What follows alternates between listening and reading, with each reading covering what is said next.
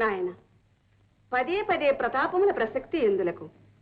ధర్మశాస్త్ర ప్రకారము వారికి రాజ్యములో భాగం లేదని నీ వాదనే అయినా అందుకు ఈ పేరోలగమున గల పెద్దలనందరినీ ఒప్పింపుము.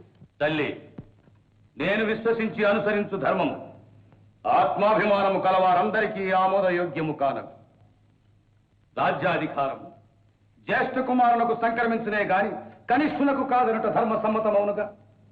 మా జనకులు అంధులైన కారణమున తమ్ముడు గనుక వారి తండ్రికి రాజ్య పరిపాలనా భారము ఒప్పగించడం జరిగినది.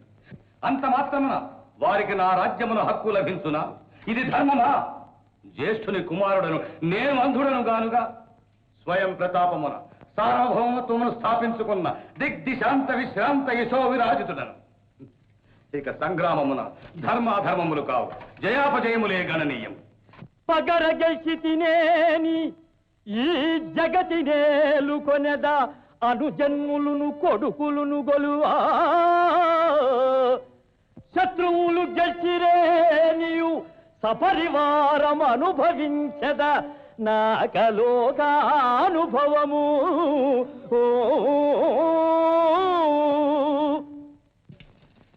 సుయోధన, నీవు యుద్ధమునందే కృతనిశ్చయుడవై ఉంటివి. వినవని తెలిసి కూడా గురు వృద్ధ బంధు క్షయము కాని దారినొకటి చెప్పదలచున్నాను. ఏమందురా, పాండవ పక్షమున ఒక వీరుని, కౌరవ పక్షమున ఒక వీరుని ఎన్నిక చేసి తులారణమున ఓడిన వాని పక్షము ఓడినట్లే అని ఒడంబడుట శ్రేయస్కరం.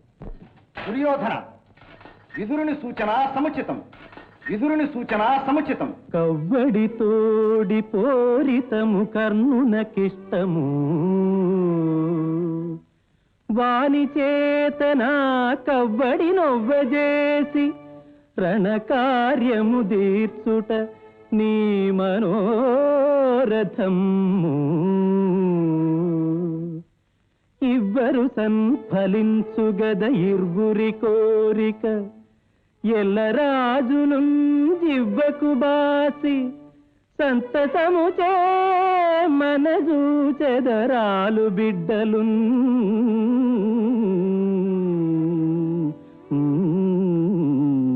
ఆకుచాటు పిండ తడిసే కొమ్మ చాటు పువ్వు తడిసే, ఆకుచాటు పిండ తడిసే కొమ్మ చాటు పువ్వు తడిసే. ఆకాశ గంగొచ్చింది, అందాలు ముంచెత్తింది, గోదావరి పొంగొచ్చింది, కొంగుల్ని ముడిపెట్టింది.